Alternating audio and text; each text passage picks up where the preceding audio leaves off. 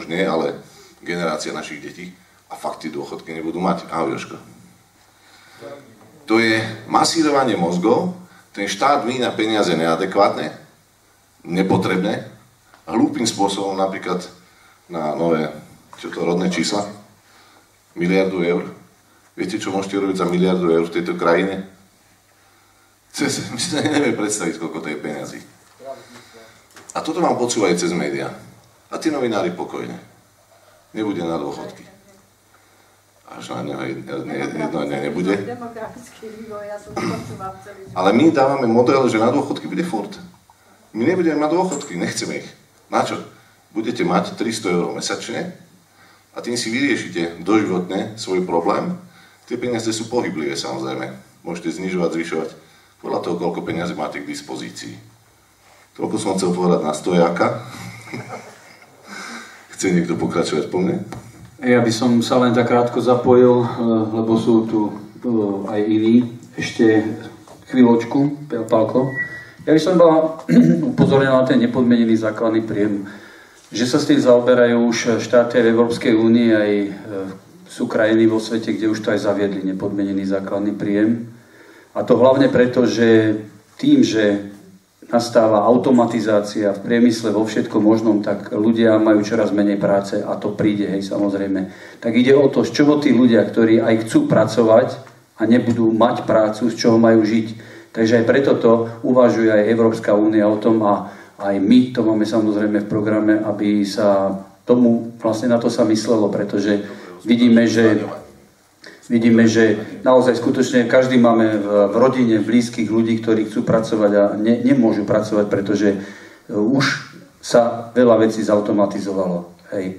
No a predsa len aj k tomu, čo ste hovorili, že keď aj ľudia, všetci nemôžeme robiť to, čo by nás bavilo. To je proste idealizmus. Ale my môžeme robiť aj veci, ktoré nás nebavia, ale keď máme za ne zaplatené slušne, že sa z toho naozaj dá žiť, tak dokážeme robiť aj tak. Hej. Veď si zoberte, že naši predkovia väčšinou robili jedno zamestnanie od začiatku až do konca života. Môj otec bol šofér na autobuse, hej. A dnes vieme, že ľudia počas svojho života, sa hovorí každých 7 rokov alebo koľko, menia prácu, čo sa považuje, že nemalo by to byť akože nesprávne, prečo nie, hej. Ale ide to, keď je tej práce čoraz menej, že to je problém. Máme vlastné deti, nám teraz doštudovala dcéra a ďalší. Vyštudujú vysoké školy, stredné školy a prácu nevedia nájsť, hej. Odchádzajú do zahraničia a tak ďalej. Aj preto to všetko sa musíme zaujímať o tú politiku. My sme určite to cítite, že sme ešte malá politická strana. Ja keď pozývam ľudia, koho tam máte, hej, tak ja poviem, no málo koho poznáte okrem Roba Beňa. Hej, my sme všetci takí normálni, obyčajní ľudia. Nemáme nikoho takého, že povie meno, hej, ako ja neviem, Fico alebo Figel a hneď, aha. My sme proste, a potrebujeme dať dohromady politickú stranu z vás ľudí. Eventuálne nemusíte byť v strane politickej, priama demokracia, ale keď prídu voľby, tak budete vedieť, že koho máte voliť. To znamená, viete sa rozhodnúť, veď aj všetci tí, ktorí idú k volebným urnám, nie sú členmi politických strán. Viete, že politické strany, ktoré sú dneska v parlamente, majú po 200 členov na celom Slovensku, treba Saska alebo a tak ďalej, ale predsa len proste ich program zaujal, či už chceš marihuanu alebo chceš niečo iné, to je jedno. Ale proste my potrebujeme zmobilizovať vás, normálnych ľudí, nechcem povedať obyčajných, pretože sedia tu inžinieri, doktori, ja neviem, naozaj významní ľudia, ktorých ja poznám osobne, ale samozrejme takí, ktorí pracujú a potrebujeme tu ich prácu, či v poľnohospodárstve, v lesoch a tak ďalej. Tak ešte skôr ako dám priestor vám, alebo môžeme už dať vám priestor, určite sa to na jednom stretnutí vyriešiť nedá, alebo vysvetliť, ale sú tu tie brožúrky, tak vás prosím, tí, ktorí nemáte, zoberte si ich, prečítajte si, rozdajte ešte svojim nejakým takým ľuďom, ktorých to zaujíma, aby sa tie myšlienky tej priamej demokracie šírili.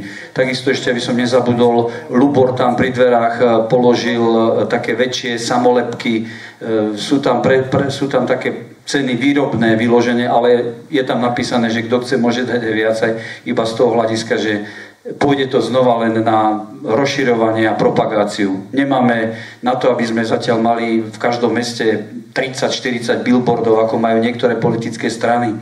Sledujete to, vidíte to, hej. Dneska, kde chodíte, tak tam sa na vás usmieva Procházka, alebo skáču nejakí tí zo skoku, hej. Ale proste, ak rozmýšľate, musíte vedieť, že za tým sú určite veľké peniaze a za tie peniaze raz bude musieť niekto dostať späť. Rád by som bol, keby naozaj mali ten úmysel taký, aký propagujú, ale máme už svoje skúsenosti a proste chceme proste ísť do toho, chceme dať ponuku inú, ale bez vás, bez ľudí a bez toho, aby ste nám to pomohli šíriť, sa nám to určite nepodarí. Tak teraz, veď v rámci tej diskusie určite sa dostaneme ešte možno k nevypovedaným veciam, tak teraz, buď ak budete chcieť mikrofón, môžete sem prísť a opýtať sa, alebo ak sa postavíte a opýtate sa vy niečo, alebo poviete nejaký názor. Len takisto by som poprosil, aby sme tu nemali nejaké siahodlhé dialógy a aby to malo proste takú troška dynamiku. Tak otváram teraz priestor pre vás a budem rád, keď sa budete pýtať a verím, že všetci tí, ktorí tu nasedia, sa vám pokúsia odpovedať tak, aby sme vás presvedčili, získali, pretože skutočne tie veci pre mnohých ľudí pripadajú ako nereálne alebo ťažko dosiahnuteľné, ale ako sa píše v Biblii, že všetko je možné veriacemu a my musíme veriť, že sa to dá, nesmieme to určite vzdať. Takže nech sa páči, otázky. Ja chcem niečo povedať. Nepotrebujem niečo. Ja vám poviem malý príklad priamej demokracie v Spojených štátoch amerických, v štáte Colorado. Colorado je taký stredozápad Spojených štátov. A tam si referendum, ako priama demokracie nie je nič nové, o čom my tu hovoríme, ide len o to, aké formy tej priamej demokracie sa využijú v príslušných štátoch. Švajčiarsko to má celé, ale napríklad v Spojených štátoch každý z tých štátov uplatňuje v nejakej forme priamu demokraciu. Si odhlasovali v štáte Colorado, že štát potrebuje na svoje financovanie, štát Colorado, x peňazí a že pokiaľ dosiahne x peňazí plus niečo, tak tie peniaze, ktoré sú navyše, rozdelí naspäť ľuďom. Naspäť, na ich účty. I stalo sa, v súvislosti s marihuanou, že zaviedli v roku 2012 v Spojených štátoch, teda v štáte Colorado, konkrétne si odhlasovali referendum, že sa môže predávať marihuana v coffee shopoch a už teraz najnovšie aj na rekreačné účely. Úžasné. Marihuana, čiže v limitovanom množstve. Výsledkom bolo, že na daniach vybral štát Colorado v roku 2014 o 16 miliard dolárov viac, než koľko počítali, že budú mať v rozpočte. A teraz stáli pred veľkým problémom, 16 miliard musia vrátiť ľuďom. O 16 miliard viac vybrali. Tak rozdelili ľuďom z daní o tých 16 miliard na ich účty.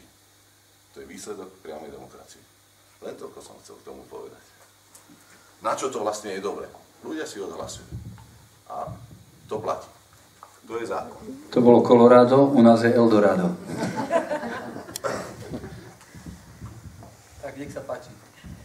Ja by som prosila, chcela na margo toho pána Sulíka, on a pani Žitňanská boli jediní, ktorí hlasovali v Európskom parlamente proti prisťahovalcom a ostatní všetci, to čo pán Kaliňák v teatri a mal veľké ústa, že teda nie, my nesúhlasíme, tak jeho poslanci smerácky to schválili, KDH-ckí poslanci, europoslanci to schválili, Most Hit to takisto schválili, čiže oni nás vlastne zaradili, že jedno robia, a teda jedno hlasajú a druhé robia, viete. Takže pán Sulík ako v tomto smere sa mi veľmi páči, že má chrbtovú kosť a teda postavil sa proti a vedel dobre, aké sú nálady v Slovenskej republike, že teda týmto ľuďom to nevyhovuje. Ale to je všetko, čo urobil. No. To je všetko. Ako nikdy nepodporil priamu demokraciu, formu, ako povedzme... To neviem, ja len hovorím, že... Ale že viete, túto debatu nevedeme týmto smerom. Ja s vami Neriežme iných, riežme sa nás. Ale... Ja s tým úplne súhlasím. My preto presadzujeme to referendum funkčné, aby sme vedeli takéto vážne témy teraz dostať medzi ľudí, aby stačilo tých 30 000 hlasov na to, aby sme vedeli zastaviť takéto snahy, či už vlády, alebo Európskeho parlamentu, alebo Európskej komisie, to je úplne jedno. Aby sme to vedeli zastaviť, aby sme vedeli chrániť záujmy tejto krajiny. Lebo my ich dneska nevieme chrániť. Dneska termín slovenská zvrchovanosť zahodili poslanci do koša. lebo idú do Európskeho, strašne tak chcú byť v tom Európskom parlamente, lebo dobrá výplata, nie? Ale čo vyriešia? Dobrý dôchodok. Dobrý dôchodok, áno. Však si odhlasovali. Odhlasujú si Vráťme sa k priamej demokracii. Vráťme priamej demokracii. Ja hovorím o priamej demokracii. Keď sa vyjadrím k tej téme tých utečencov, tak si predstavte, že sme tú tému dali na referendum a postupovali švajčiarskym spôsobom. Oni majú napríklad 3 roky na to, aby teraz vydali nejaké k tomu, by som povedal, odborné stanoviska. A aj pozitívne, aj negatívne. A teraz tá pani, čo chcela byť učiteľka, by mohla povedať, ako sa vlastne deti učia. Že čo to znamená ten proces pedagogicko-výchovný. Lebo my v podstate sme ho stratili. Odkedy sme stratili možnosť takéto diskusie, každý je zabraný v práci, tak to je jedna z fóriem, je napodobovanie, alebo odkúkanie od toho druhého. Čiže to referendum má o mnoho väčšiu úvahu ako silu v tom, že si predstavte 3 roky diskutovať o tejto téme, ako robia Švajčiari a s názormi univerzít, akadémie vied, aj základné, aj záporné. A potom sa na to môžete pozrieť z nadhľadu a povedať, tak toto je pre túto chvíľu asi to vhodné. A to si odhlasujete. A zafixujete to na nejaké obdobie. Ale dôležité je pre mňa osobne tá diskusia, že by sme sa mohli o tom porozprávať, že by každý povedal svoj názor. A niekto nemá žiaden názor, ale v tom referende, v tom procese trojročnom by si ho aspoň urobil. Viete, aspoň sa niečo naučí. A to je cenné pre mňa. To znamená, dneska sa ľudia už ani učiť nechcú, lebo to dostanú nariadené, čo majú robiť. Ale pre mňa to je výchovno-vzdelávací proces, to referendum, kedy môžeme vzájomne od seba odkúkať niečo, naučiť sa, poučiť sa a takto rastieme všetci spolu. Som chcel povedať, že predtým, ako je povedzme referendum, ako v priamej demokracii za niečo, tak ja myslím, že práve, že by nebolo dobre dávať toľko priestorov rôznym tým diskutérským organizáciám. To si myslím, že mal byť hneď referendum, čo si ľudia myslia. Pretože rôzne nadnárodné, diskutérske a médium, proste čo vidieť to dobre v televízii, tak to môže nakoniec tak otočiť tú tému, že vlastne v podstate zmaria tú demokraciu z toho a bolo by lepšie o tom bez tých diskusí, proste čo si o tom ľudia myslia, kto má názor, už ho máme, kto nemá, tak ho nemá, ale sú ľudia, ktorí nemajú názor a ľahko sa proste ich názor veľmi ľahko deformuje tým, že niekto má príliš veľa mediálneho priestoru a tak ďalej. Ja si myslím, že to môže byť na škodu toto diskutovanie. Pán pred chvíľou hovoril, masírovanie médiami nebude na dôchodky. Až raz nebude. A to isté je to, čo tu hovorí. Budeme 3 roky diskutovať na jednu tému. To je nebezpečné, že sa nakoniec stále demokracia môže občiť. Je to... Viete čo, berte v potaz stále to Švajčiarsko pre nás. My nejdeme tvrdiť, že my chceme urobiť Švajčiarsko. My sa chceme inšpirovať ich modelom a stále je to funkčná krajina. Funguje im to 200 rokov, to referendum. 200 rokov. Táto krajina funguje od roku 93. Funguje v úvodzovkách. Existuje od roku 93. Dobre, predtým bolo Československo, predtým bola niečo, až do Veľkej Moravy sa dostaneme. Teraz zistíme, že sme boli ešte pred Veľkou Moravou a že sme vlastne neviem čo. Ale im to funguje fakt v tej kotline a tak si myslím, že je dobre sa nechať inšpirovať tým. Nikdy neverím tomu, že Slováci nevedia to, čo Švajčiari. Slováci nie sú takí vyspelí, Slováci nie sú na to pripravení. To hovoria ľudia, ktorí sú účeloví, ktorí sú sami nepripravení na niečo. Tu sú ľudia pripravení na všetko. Úplne na všetko. A všetko znesú, bohužiaľ. Ten spôsob prebudenia ľudí, aby mali záujem. No my musíme tu hymnu púšťať. Tam tu jednu časť. Viete, Slovensko už stáva, puta si stráva. Však to je asi o tom. My sme tu preto sami. Príliš zahraničné organizácie nemali veľa priestoru v tých diskusiách pred referendami. Viete čo to je? Ako vždycky zvíťazí. Pri diskusii zväčša zvíťazí zdravý rozum. Berte tomu, že áno. My budeme veľmi podporovať sedliacké myslenie. My sme takí sedláci. Teraz tá kardinálna otázka, teda ako zväčšiť rady sympatizantov. My vieme, vy teraz pôjdete domov, cestou stretnete tej kamarátky. Pozviete ich na zmrzlenie na 5 €. Bude to dosť? Dobre? Takže budete stáť v rade na tých 5 € teraz. Ale ja si chcem vidieť sedieť na tej zmrzline s tými kamarátkami. Ja vám poviem pravdu, že nemám veľmi dobré skúsenosti. Ja som sa tak snažila, keď mal byť zákon o tej vode, alebo juvenilná justícia, a som si išla na vlastnú päsť robiť podpisovú akciu. Vy ste neverili, koľko ľudí je úplne vyhumovaných. Proste z toho vyuvedeného lista, a to som si pripravila materiály, aby to neboli len moje nejaké názory, dala som im prečítať, aj si domov mohli dodať. Jediná pani mi ďakovala, že Madete vie o tom. Ostatné, staré mamy, matky, tak... Nádej je v tej jedinej je tá nádej. Jediná, čiže robiť aj tá voda. Proste neuveriteľné, ako sú naši ľudia proste. No taká zaujímavá, akože ani nechcú. Viete, akože, keď si dáte vysvetliť, že keď ma niekto takto osloví s nejakým problémom, vypočujem si a potom si urobím názor a idem ďalej. Ale toto považujem za... To je hlavne preto, že nemáme tu priamo demokraciu a ľudia nie sú naučení byť zainteresovaní vo veciach verejných. Ani v komunálnych voľbách to nerobia ľudia. Nejdu si vypočuť kandidátov, nevedia, ako rozhodujú. Napokon sa rozhodujú na základe stranickej príslušnosti a nie osobnosti toho človeka a toho, čo im ponúka ako nádej. Zmeníme to. Generácie staršie, keď som sa dívala na video z toho Medzinárodného dňa žien, no proste, jak tie pani staré, no on je taký pekný, on je taký múdry a on je, rozumiete, že viete čo, my sme krajší. Tak si preštýli. My sme oveľa krajší. Naša strana strašne krásnych ľudí. Čiže ľudia sa teda naozaj bolia na základe veľmi smiešných, ako... My vieme, o čom hovoríte. Je to jasné, vieme, s čím bojujeme. Áno. Ale, viete, no tak odhodlanie napokon zvíťazí.